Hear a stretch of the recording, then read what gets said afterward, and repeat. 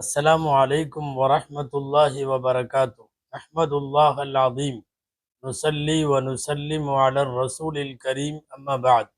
فقد قال الله عز وجل في كلامه القديم والفرقان الحميد: أعوذ بالله من الشيطان الرجيم. بسم الله الرحمن الرحيم. فقصص القصص لعلهم يتفكرون. صدق الله العظيم. அளவற்ற அருளாளனும் நிகரற்ற அன்புடையோனுமாகிய எல்லாம் வல்ல அல்லாஹுவின் பெயரால் துவங்குகிறேன். அருமைநாயகம் முஹம்மதுர் ரசூலுல்லா ஸல்லல்லாஹு அலைஹி வஸல்லம் அவர்களின் மீதும் நற்பாக்கியங்கள் நிறைந்த அவர்களுடைய உம்மத்தின் மீதும் குறிப்பாக இந்த ஜும்மா நன்னாளில் இக்காணொளியில் இணைந்திருக்கிற நம் அனைவர் மீதும் எல்லாம் வல்ல அல்லாஹுவின் நல்லருள் என்றென்றும் நிறைவாக உண்டாவதாக. ஆமீன்.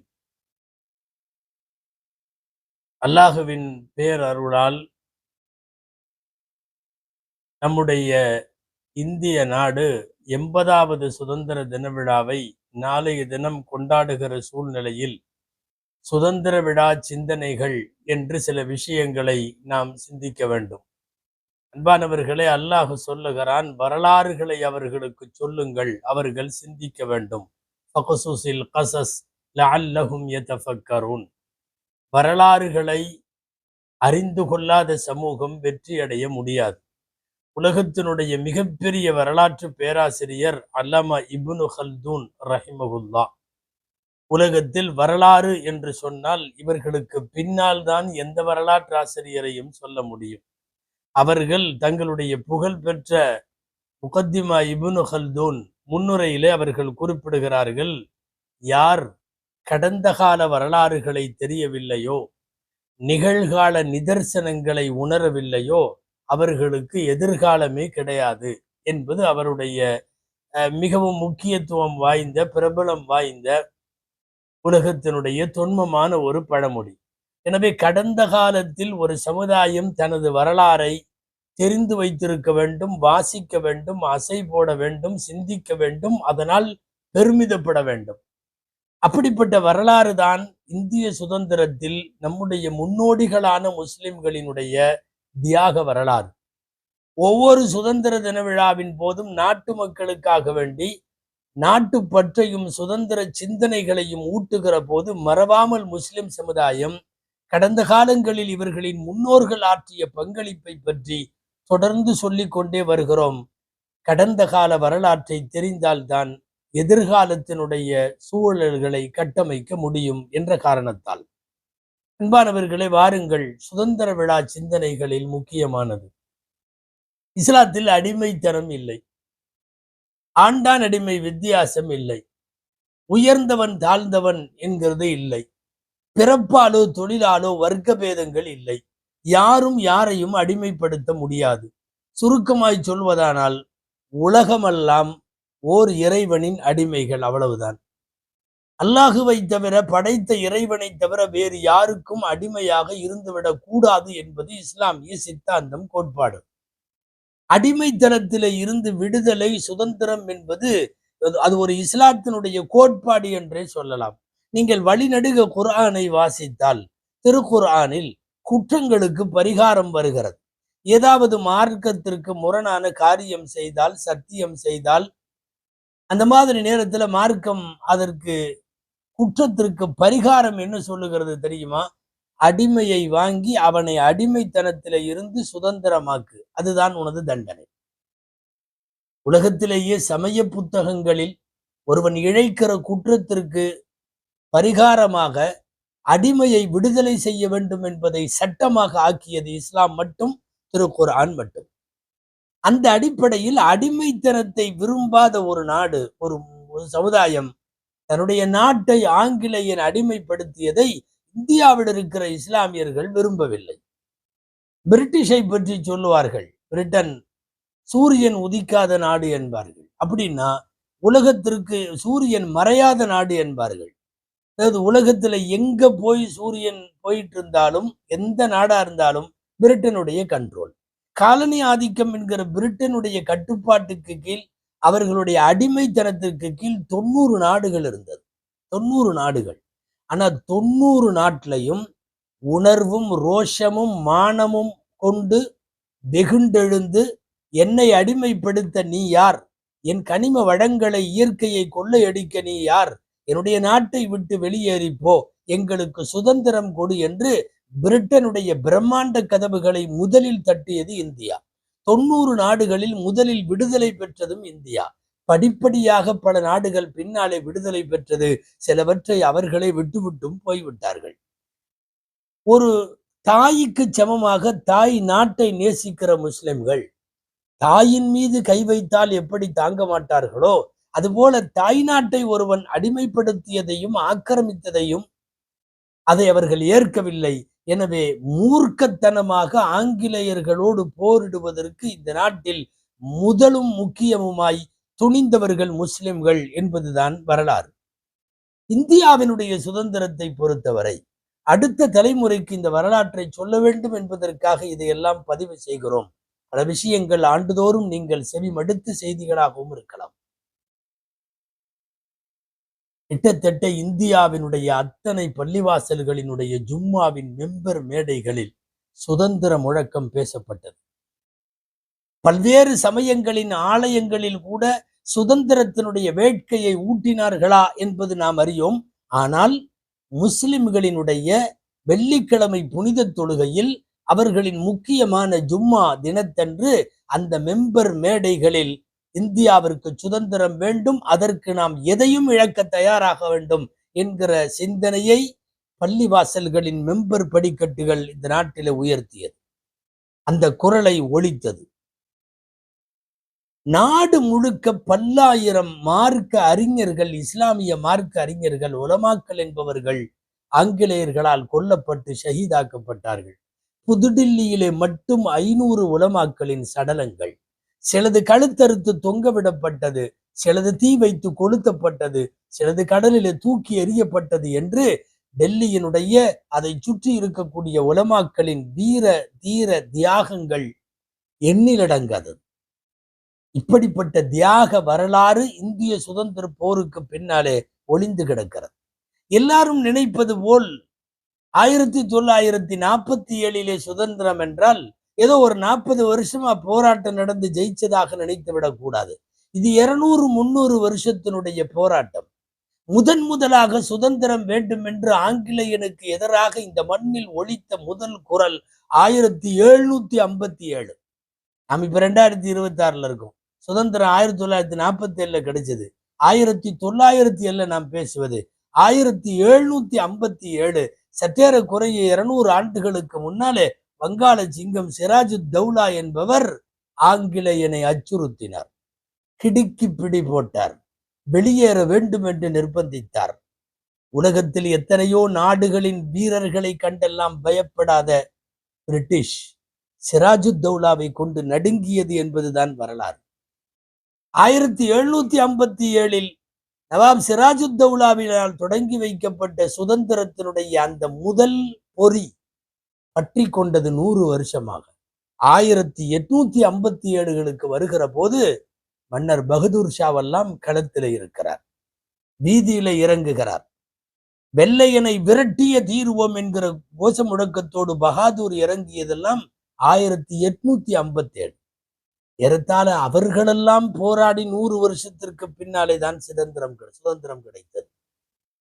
சுதந்திரம் பெறுவதற்கு 100 வருஷத்திற்கு முன்னாலே 1857 அந்தமானுடைய சிறைகள் முழுக்க 90% அந்த சிறையில முஸ்லிம்கள் இருந்தார்கள்.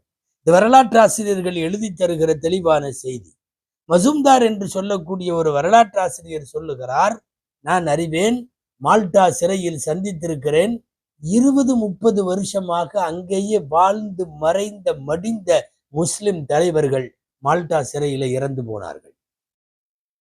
ஒருவன் போய் 2-3 வருஷம் போயிட்டு வெளியே வந்துட்டாவே சிறை சென்று விட்ட செம்மல் அப்படி இப்படின்னு எல்லாம் சொல்றதுக்கு இடையில நாட்டின் விடுதலைக்காக, சொந்தத்துக்காக அல்ல, அவர்களுடைய ஏதோ வாய்க்கால் தகராறு அல்ல, இந்த நாட்டிலிருந்து நீ வெளியே போக வேண்டும், இந்தியாவிற்கு சுதந்திரம் வேண்டும் என்று சிறை கொட்டடிகளில், அதுவும் மால்டாவினுடைய சித்திரவதை சிறைகளில் 20-30 ஆண்டு காலங்கள் இறந்து வெளியே வராமலேயே மூத்தானவர்கள் நிறைய பேர். அல்லாமா ஃபசுல் ஹைதராபாதி போன்றவர்கள், மௌலானா லியாக்கத் அலி போன்றவர்கள் இவங்கெல்லாம் வெளியவே வரல. பல்லாண்டுகள் சிறையில இருந்து சித்திரவதை அனுபவித்து அப்படியே இறந்து போனவர்கள் என்று பார்க்கிறோம். அந்த சிறைக்கு யாருடைய பேரை வச்சாங்க தெரியுமா? பின்னாலே வந்த சங்கிகள் சாவர்கார் பெயரை வைத்தார்கள். ஆர்எஸ்எஸ் தலைவர் சாவர்கார் 1913ல ஆங்கிலேய பிரபுக்களுக்கு மன்னிப்பு கடிதம் எழுதி கொடுத்துட்டு, நீங்க என்ன சொன்னாலும் கட்டுப்படுறோம்னு சொல்லி, ஏறத்தாழ அடிமைத்தனத்தின் உச்சகட்டத்தில் கருணை மனு போட்டு தப்பிச்சு வெளியே வந்த ஆளுடைய பேரை மால்டாவில் 90% சிறை கொட்டடிகளை நிரப்பிய முஸ்லிம்கள் இருந்த அந்த சிறைக்கு அவர்களுடைய பெயர் என்பதுதான் மிகப்பெரிய இந்த நாட்டினுடைய துரதிர்ஷ்டம். அன்பானவர்களே, 80வது சுதந்திர தின விழாவை இன்றைக்கு கொண்டாடுகிற நேரத்தில் நாம் யோசித்து பார்க்கிறோம்.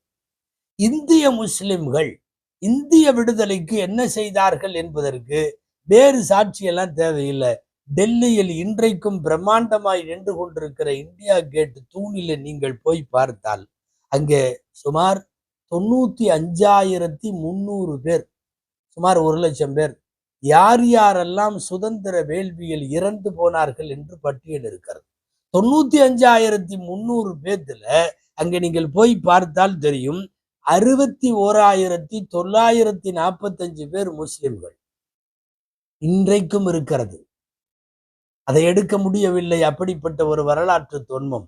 ஆனால் இந்தியா கேட்டை பார்க்கிற உலகத்தின் எந்த நாட்டினரும் சொல்லுவார்கள், இந்த நாட்டு விடுதலை முஸ்லிம்களால் சாத்தியப்பட்டது.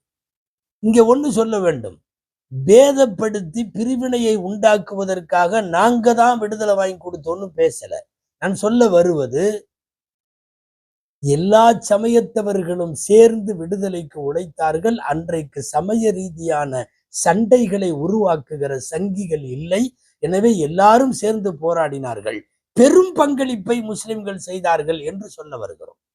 95ல 61,000 பேர், 95,000 பேர்த்துல இறந்து போனவர்கள் முஸ்லிம்கள் என்றால், இந்த நாட்டு விடுதலைக்கு இறந்து போனவர்களில் 2/3 பங்கு தியாகம் முஸ்லிம்களுடையது என்பது நாமெல்லாம் சொல்ல வேண்டாம். இந்தியா கேட் என்கிற அந்த வரலாற்று சின்னம் சொல்லி கொண்டிருக்கிறது. 1 2 பட்டியலிட்டால் இந்த சுதந்திர தினத்திலிருந்து அடுத்த சுதந்திர தினம் வரைக்கும் ஒவ்வொருத்தரையும் பேசலாம், ஒவ்வொரு முஸ்லிம்களையும் வரிசையாய். அன்பான பெருமக்களே, கேரளத்தினுடைய மாப்பிள்ளைமார்கள் ரயில் பெட்டியிலே ஏற்றி அந்த ரயில் பெட்டியையே சந்தூக்காக மாற்றி ரயில் பெட்டியை சவப்பெட்டி ஆக்கி மாப்பிள்ளைமார்களை கொன்ற வரலாறு, அந்த தியாகிகளின் வரலாறு இந்திய சுதந்திர போரில் முஸ்லிம்களுடையது. ஜெனரல் டயர் என்கிற ஆங்கில அதிகாரியை விட்டுவிட்டு கிணறு முழுக்க பிணங்கள் என்கிற அளவுக்கு சுட்டு சொல்லப்பட்ட ஜாலியன்வாலாபாக். ஜாலியன்வாலாபாக் இன்றைக்கும் 6ஆம் வகுப்பு வரலாறிலே இருந்து MA வரலாறு வரைக்கும் எல்லா இடத்திலும் இருக்கிறது. ஆனா ஜாலியன்வாலாபாக்கிலே சுட்டு கொல்லப்பட்டவர்களில் பெரும் பகுதி முஸ்லிம்கள் என்பது மாத்திரம் திட்டமிட்டு அந்த வரி மறைக்கப்படுகிறது. ஜாலியன்வாலாபாக்கிலே இறந்தவர்கள் பெரும் பகுதி முஸ்லிம்கள். இனி ஒவ்வொன்றாய் சுதந்திரத்திற்கு 100 வருஷத்திற்கு முன்னாலே பிரிட்டனை அதிர வைத்த பகதூர் ஷாவை என்னவென்று சொல்வது? இனிமேல் இங்கே வைக்கக்கூடாது என்று நாடு கடத்தி பர்மாவின் ரங்கூனுக்கு கொண்டு போனார்கள். கடும் இருட்டு சிறை கொட்டடியிலே அவரை அடைத்தார்கள். அன்பானவர்களே, எந்த கொஞ்சமேனும் கல்மணம் கொண்ட நெஞ்சம் கூட கசிந்துருக செய்கிற வரலாறு பகதூர் ஷாவுடைய. பாறையும் கூட அழுகும். காலை உணவுக்கு தட்டிலே மூடி கொண்டு வந்து அவர் பெற்ற 2 பிள்ளைகளின் தலைகளை வெட்டி துணியிலே மூடி காலை உணவென்று கொண்டு வந்து வைக்கிற போது ஒரு தந்தை என்ன துடிப்பார், என்ன பதைப்பார், எப்படி ஆர்ப்பரித்து ஒப்பாரியோடு அழுகுவார். பெத்த மக 2 பேர்த்தையும் தலையை வெட்டி கொண்டு வந்து தட்டில வச்சு காலை உணவு சாப்பிடு என்று அன்றைய ஆங்கிலேய மேஜர் ஹட்சன் சொன்ன போது கண்ணில் ஒரு சொட்டு தண்ணி வரல. தண்ணி விடாத பகதூர் ஷா ஜாஃபர் சொல்லுவார், எதிரிகளுக்கு முன்னால் கண்ணீர் வடிப்பவன் அது எதிரிகளுக்கு சந்தோஷம் கொடுத்து விடும். நான் அழமாட்டேன். என்னுடைய நாட்டின் விடுதலைக்காக வேண்டி என் பிள்ளைகள் தியாகம் செய்திருக்கிறார்கள் என்று சொன்னது மட்டுமல்ல, பர்மாவின் சிறையிலேயே வைத்து கிட்டத்தட்ட படுகொலை என்கிற அளவுக்கு ஆக்கப்பட்டு அவன் இறந்து போய் பர்மாவிலேயே ரங்கூனிலே பகதூர் ஷாவை அடக்கப்படுகிற போது அடுத்த மண்ணில் அடங்காமல் கையோடு கொண்டு வந்திருந்த ஒரு இந்திய மண், ஒரு பிடி மண், அந்த மண்ணை பகதூர் ஷாவினுடைய கபரடக்கத்தில் அவர் மண்ணறையிலே ஒரு பிடி இந்திய மண்ணை போட்டார்கள் என்றால் இந்த நாட்டின் மீதும் இந்திய மண்ணின் மீதும் இந்திய மக்களின் மீதும் முஸ்லிம் சமுதாயத்தின் முன்னோடிகள் வைத்திருந்த அந்த பெருமையை, அந்த பெருமிதத்தை வார்த்தைகளால் சொல்ல முடியாது. ஆனால் இன்றைக்கு சங்கிகளின் கோஷம், இந்தியா எங்களுடையது, நீ வெளியே போய் என்கிறான். அடுத்த நாட்டிலே செத்து போகிற போது கூட கைப்பிடி இந்திய மண்ணோடு செத்து போக வேண்டும் என்று ஆசைப்பட்டது எங்களுடைய முன்னோடிகளான முஸ்லிம் சமூகம். அவன் ஏன் பர்மாவிலே போய் அடங்க வேண்டும்? அங்கே என்ன மாமனா மச்சானா? ஆங்கிலேயர்களால் நாடு கடத்தப்பட்டு அடக்கப்பட்டவர்கள் பகதூர் ஷா போன்றவர்கள். திப்பு சுல்தான் போன்றவர்களின் வரலாற்றை கொச்சைப்படுத்துகிறார்கள் இன்றைக்கு சங்கிகள். இப்போ ஆட்சி என்ன ஆட்சி தெரியுமா? நன்கு தெரிந்து கொள்ளுங்கள். 90% இந்துக்கள், 10% முஸ்லிம்கள் தான் திப்பு சுல்தானின் ஆட்சியில். ஆனா 90% இந்துக்களினுடைய வணங்குகிற கோவில்களுக்கு திப்பு சுல்தான் வழங்கிய மானியங்கள் பல்லாயிரம் வராகன்கள், தங்க காசுகள், நிலங்கள், கோவில்களுக்கான வருவாய்கள். இன்னைக்கும் பாதுஷா மானியம்னு இந்தியாவினுடைய எக்கச்சக்கமான, குறிப்பாக சவுத் இந்தியா, தமிழகம், கர்நாடகம், ஆந்திரா, கேரளத்தினுடைய கோயில்களில் பாதுஷா மானியம் என்பது அத்தனையும் திப்பு சுல்தான் கொடுத்தது. திப்பு என்ன செய்தான்? இந்த நாட்டுக்கு ஒரு அரசர் எப்படி இலக்கணமாக வாழ வேண்டும் என்று வாழ்ந்தவன் திப்பு சுல்தான். கர்நாடகாவின் சில இடங்களில் ஒரு மனைவியை பல ஆண்கள் திருமணம் செய்வார்கள். நீண்ட நாட்களாக நடைபெற்று வந்த இந்த பழக்கத்தை இது ஒட்டுமொத்தமாக எல்லா சமயங்களுக்கும் விரோதமானது. தடை செய்கிறேன் என்று தடை செய்தவர் திப்பு சுல்தான். மைசூரில் கடவுளுக்காக நரபலி கொடுத்தார்கள். குழந்தைகளை, சமயங்களில் இளம் பெண்களை நிற்க வைத்து தலையை வெட்டி தெய்வங்களுக்கு நரபலி கொடுத்த அந்த நரபலியை தடை செய்தவர் திப்பு சுல்தான். யாராவது குழந்தை பிறந்தவுடன் கோவிலுக்கு நேர்ச்சி செய்துகிறேன் என்று நேர்ச்சி செய்துவிட்டு கொண்டு வந்து கோவிலிலே விட்டுவிட்டு போகிற தேவதாசி முறை, அந்த தேவதாசி முறையை ஒழித்து அதற்கு தடை என்று கையெழுத்து போட்டது திப்பு சுல்தான். மலபாரினுடைய ஓரப்பகுதிகளில் பெண்கள் ரவிக்கை அணிய முடியாது, ரவிக்கை அணியக்கூடாது. தாழ்த்தப்பட்ட மக்களை அப்படி வைத்திருந்தார்கள். ரவிக்கை அணுவதற்கு அனுமதிக்கான ரவிக்கை அணியலாம் என்கிற சட்டப்பூர்வமான அனுமதியை பெற்று தந்தது திப்பு சுல்தான். இன்றைக்கு வரையும் முடியாமல் நாமெல்லாம் போராடி கொண்டிருக்கிற பூரண மதுவிலக்கு அமல்படுத்திய பெருமைக்குரியவன் திப்பு சுல்தான். இதெல்லாம் ஏன் சொல்லுகிறோம்? திப்புவின் ஓர வஞ்சனையாக வரலாறு திரித்து எழுதப்படுகிறது. அந்த வரலாற்று திரிபுகளை உலகத்திற்கு சொல்ல வேண்டும். அவன் செய்த சீர்திருத்தங்கள் திப்புவின் சீர்திருத்தங்கள் சொல்லி மாளாதவை. ஆங்கிலேயனுக்கே தெரியாத விஞ்ஞானம், ஆங்கிலேயனோடு போர் செய்கிற போது ராக்கெட் தொழில்நுட்பத்தை முதலாக 18வது நூற்றாண்டிலேயே பயன்படுத்தியவன் திப்பு சுல்தான். இன்னைக்கு வரைக்கும் ஆங்கில உலகம் வியந்து போகிறது. பல கிலோமீட்டர் தூரத்திற்கு ராக்கெட் பயன்படுத்தி துல்லியமாய் எதிரிகளின் இலக்குகளை தாக்கிவிட முடியும் என்கிற கண்டுபிடிப்பு எந்த சயின்டிஸ்டையும், எந்த லேபிலையும், எந்த விஞ்ஞானத்திலையும் இல்லை. முதல் அதை செய்தது திப்பு சுல்தான். சமீபத்துல கூட ஸ்ரீரங்கப்பட்டினம் உள்ளிட்ட பகுதிகளில், திப்பு சுல்தான் வாழ்ந்த பகுதிகளில் ஒரு கிணத்துக்குள்ள இருந்து நூற்றுக்கணக்கான ராக்கெட்டை வெளியே எடுத்தாங்களே. திப்புவின் காலம் என்றதிலே குறிக்கப்பட்டிருக்கிறது. அன்பானவர்களை, விரிவாக போய்விடும் என்பதால் திப்புவின் வரலாற்றை சுருக்கமாய் சொல்லுகிறேன். ஜனாதிபதி அப்துல் கலாம், முன்னாள் ஜனாதிபதி ஏபிஜே அப்துல் கலாம் எழுதிய நூல் அக்னிச்சிறகு. அக்னிச்சிறகுல அப்துல் கலாம் ஒரு செய்தி எழுதுகிறார். நாசா விண்வெளி மையத்திற்கு நாடு கடந்து, கண்டம் கடந்து நாசா விண்வெளி மையத்துக்கு அவர் அழைக்கப்பட்டிருந்த போது அங்க பார்த்தா விண்வெளி மையத்தின் முகப்பில் ஒரு சித்திரம், ஓவியம் அழகாய் வரையப்பட்டிருக்கிறது. ராக்கெட்டை எதிரிகளை பார்த்து ஒரு 10 பேர் அப்படியே படை சூழ செலுத்துவது போல. உற்று அந்த படத்தை பார்க்கிறார். அவர்கள் ஆங்கிலேயர்களை போல இல்லை, அந்த ராக்கெட் எரிகிற ஆளுகள் எல்லாமே ஆசியன் கண்ட்ரீஸ்ல இருக்கிற ஆளுக மாதிரி இருக்கு.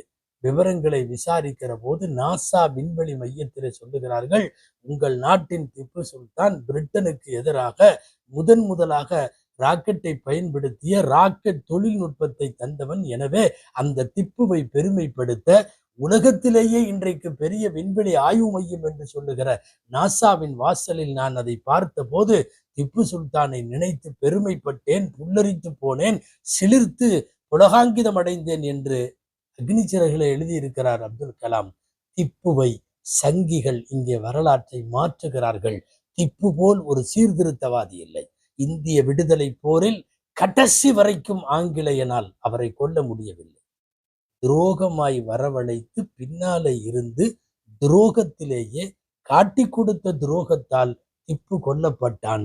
திப்பு கொல்லப்பட்டதற்கு பிறகு திப்புவின் இறந்த சடலத்தின் மீது நின்று கொண்டுதான் ஆங்கிலேயர்கள் India is our country, India இனி எங்களுடையது என்று சொன்னான். அதாவது திப்பு உயிரோடு இருக்கிற வரை இந்தியா அவர் கண்ட்ரி என்று அவனாலே சொல்ல முடியவில்லை. அதுவரைக்கும் இந்தியா திப்புவின் பூமி, இந்தியர்களின் பூமி. இந்த நாட்டில் வாடுகிற இந்து, முஸ்லிம், கிறிஸ்தவ, சீக்கிய, ஜைன, சமண, வைணவ அத்தனை பேருக்குமான பூமி. ஏனென்றால் அப்போதெல்லாம் சங்கிகள் இல்லை. சங்கிகள் வருகிற வரை எல்லாமே சரியாகத்தான் இருந்திருக்கிறது. திப்புவை பற்றி இன்றைக்கு வரலாற்றை மாற்றி எழுதுகிறார்கள். அன்பானவர்களை, இந்தியாவினுடைய வரலாற்றில், சுதந்திர தின வரலாற்றில் போய் முழுசா தெரிஞ்சுக்கிறதுக்கு நிறைய போலாம். ஆனா நாம இந்த சங்கிகளுக்கெல்லாம் தலைவராக இருந்தானே சாவர்கார், சமயங்கள்ல அவனால் கூட உண்மையை மறைக்க முடியும். சங்கிகளினுடைய மூத்த பிதாமகன் சாவர்கார் எழுதிய நூல் எரிமலை. எல்லா நூல் நிலையத்துல இருக்கும் பாருங்க. எரிமலையில் சாவர்காரை மறுக்கவே முடியாமல், மறக்கவும் முடியாமல் ஒரு சில முஸ்லிம்களின் தியாகங்களை சாவர்கார் எழுதியிருக்கிறார். நாம் வேறு எந்த புத்தகத்தை ஆதாரம் காட்டினாலும் அது முஸ்லிம் சார்புடையது என்று சொல்லிவிடுவீர்கள். எழுதியிருப்பது உங்களுடைய ஹெட் ஆபீஸ், உங்களுடைய ஹெட் குவார்டர், உங்களுடைய ஹெட் சாவர்கார் எரிமலையிலே சொல்லுகிறார்.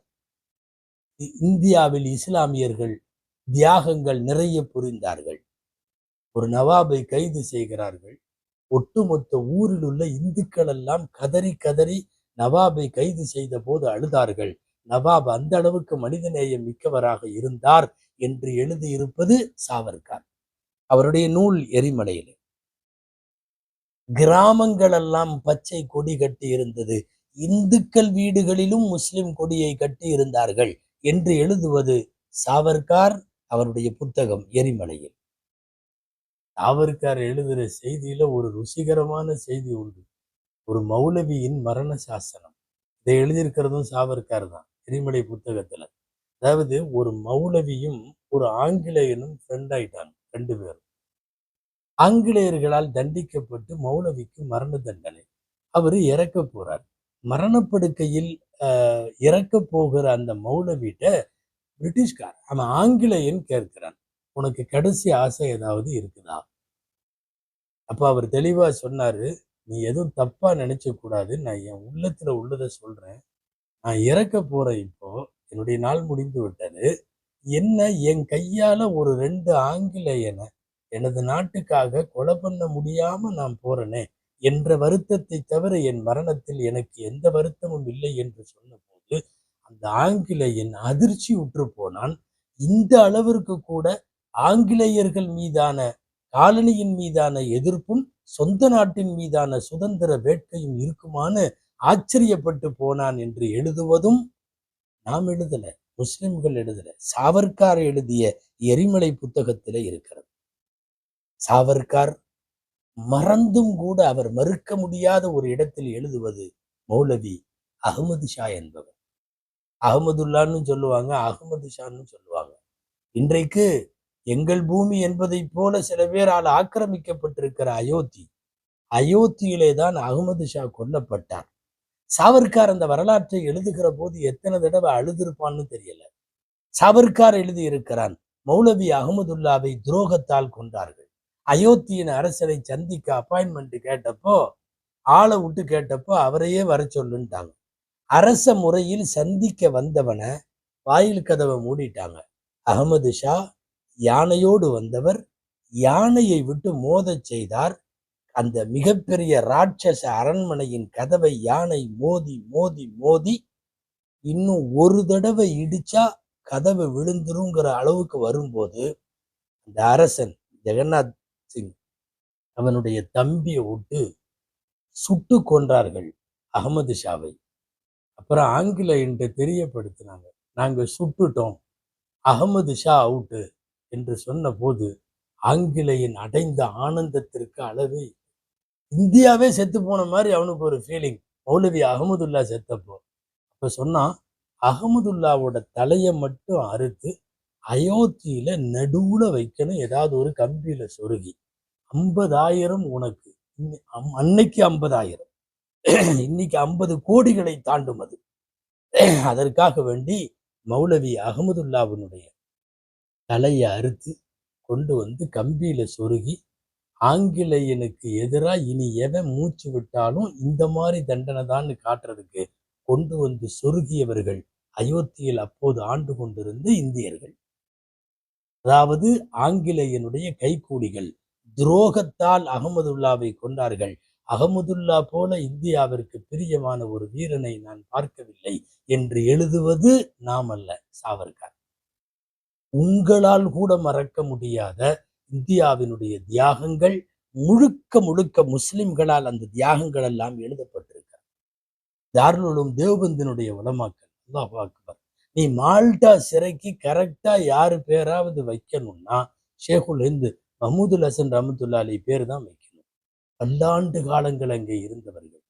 நீங்க வரலாறு கேள்விப்பட்டிருக்கலாம், குளிப்பாட்டுறப்ப இடுப்பு பகுதியில சதை இல்லை, இத்தட்டுன்னு சொல்றமே பின்புறம் எல்லாம் ஒண்ணும் இல்லை, வெறும் எலும்பு. திரும்ப திரும்ப தீயினாலும் மின்சாரத்தாலும் குட்டுக்கட்டைகளாலும் மஹமூதுல் ஹசன் தேவபந்தினுடைய பெரியவர் அவர் அடிக்கப்பட்டார். இன்னைக்கு மால்டா சிறைக்கு சாவர்கார் பேரான். ஆனா உண்மை தெரியுமா, இந்த ஃபத்தாவா இந்த மஹமூதுல் ஹசன் ரஹ்மத்துல்லாஹி அலைஹி அவர்கள், ஷேகுல் ஹிந்த் அவர்கள் மால்டா சிறையில இருந்து ஆங்கிலேயர்கள்னால வெளியே வர்றப்போ சில பேர் வெளியே வர்ற அவரை வரவேற்கிறதுக்கு நின்னாங்கல்ல, அதுல ஒருத்தர் காந்தி. அதாவது காந்தி எல்லாம் சுதந்திர போராட்டத்தினுடைய அத்தியாயத்தை எழுத ஆரம்பிக்கிறதுக்கு முன்னாடியே தேவபந்து உலமாக்கள் சிறை சென்றார்கள். ஹுசைன் அஹமது மதனி ரஹ்மகுல்லா ஒரு தடவை அல்ல, பல தடவை கொத்து கொத்தாக வருஷ கணக்கில் உள்ளே இருந்தவர்கள். 12 ஆண்டு காலம் மக்காவில இல்மையெல்லாம் கற்று வந்த மிகப்பெரிய மேதை ஹுசைன் அஹமது மதனி. பின்னால 1954ல இந்திய அரசாங்கம் பத்மபூஷன் விருது கொடுத்தது. யாருக்கு? ஹுசைன் அஹமது மதனி ரஹ்மத்துல்லாஹி அலைஹி. வடநாட்டினுடைய எக்கச்சக்கமான உலமாக்கள், தமிழகத்துல எக்கச்சக்கமான கொடை வள்ளல்கள், மார்க்க அறிஞர்கள், சொல்லிக்கிட்டே போலாம். ஜமால் முகமதுல இருந்து, கருத்தராவுத்தர்ல இருந்து, அமீர் ஹம்சாவில இருந்து, வல்லப்பட்டி மணிமொழி மௌலானாவிலிருந்து, அன்பானவர்களே, ஒரு நீண்ட பாரம்பரியம் சுதந்திரத்திற்காக வேண்டி நாங்கள் இழந்திருக்கிறோம். முஸ்லிம் உலமாக்கள் என்ன செய்தார்கள் தெரியுமா? ஆங்கிலேயன் போல ஆடை அணிய வேண்டாம், ஆங்கிலேயத்துல வேலை செய்ய வேண்டாம், ஆங்கிலேயனுடைய ஆங்கில மொழியை படிக்க வேண்டாம், போகிறது அப்படியே நீண்ட, ஆங்கிலேயனோடு எந்த ஒட்டும் உறவும் வேண்டாம் என்று பேசியது முஸ்லிம் சமூகம். பாருங்கள் அன்பானவர்களை, நிறைவுக்கு வருவோம். இது 80வது சுதந்திர நாள். இந்த நாட்டினுடைய சுதந்திரத்தில் ஒவ்வொரு செங்கல்லிலும் முஸ்லிம் பேர் இருக்கிறது. எல்லா சிறையின் செங்கற்களிலும் முஸ்லிம்கள் பெயர் இருக்கிறது. நாங்கள் பட்டாவெல்லாம் வாங்கவில்லை, நாங்கள் தியாகி பென்ஷன் எல்லாம் வாங்கவில்லை, எங்களுக்கு ஆளுயர மேலைகளும் மாலைகளும் மேடைகளும் போட்டு யாரும் பாராட்டணும்னு சொல்லல. நாங்கள் அரசு நிலங்களை கூட முஸ்லிம் தியாகிகள் வாங்கல. எங்களுக்கு தேவை என்ன தெரியுமா? எங்கள் வரலாறை மாற்றாதீர்கள், மறக்காதீர்கள், மறக்கடிக்காதீர்கள், அடுத்த தலைமுறைக்கு அந்த வரலாற்றை இருட்டடிப்பு செய்யாதீர்கள். காரணம், இந்திய சுதந்திரம் பெரும்பகுதி முஸ்லிம்களால் கட்டமைக்கப்பட்டது. ஆனா கொடுமை என்ன தெரியுமா? இவன் ஊர்வலம் நடத்துறப்போலாம் இந்தியா விட்டு வெளியே போகணும் நம்மளை சொல்லுவோம். அந்நியன் என்கிற அவதூறை சுமந்து கொண்டு வாடுகிற சூழல் 80வது சுதந்திரத்திற்கு பின்னாலும் இருக்கிறது என்றால், இந்த சங்கிகளை மாத்திரம் எதிர்த்து இன்னொரு சுதந்திர போர் செய்யப்பட வேண்டும். அது அகிம்சையால் கூட இருக்கலாம். ஆனால் சங்கிகள் வருகிற வரை இந்தியா மிகச்சிறப்பாக இருந்தது. சங்கிகளினுடைய ஆதிக்கத்திற்கு பிறகுதான் இந்தியா மத துவேஷத்திற்கு இலக்காகி போனது. சுருங்க சொன்னால் இந்த நாட்டில் தியாகிகள் துரோகியாக்கப்படுகிறார்கள், துரோகிகள் தியாகியாக்கப்படுகிறார்கள். இந்த விழிப்புணர்வை ஏற்றுக்கொண்டு தொடர்ந்து இந்த நாட்டின் அடுத்த தலைமுறைக்கு சுதந்திர தினத்தின் தியாகங்களை, முஸ்லிம்கள் ஆற்றிய தியாகங்களை சொல்லிக்கொண்டே வாருங்கள்.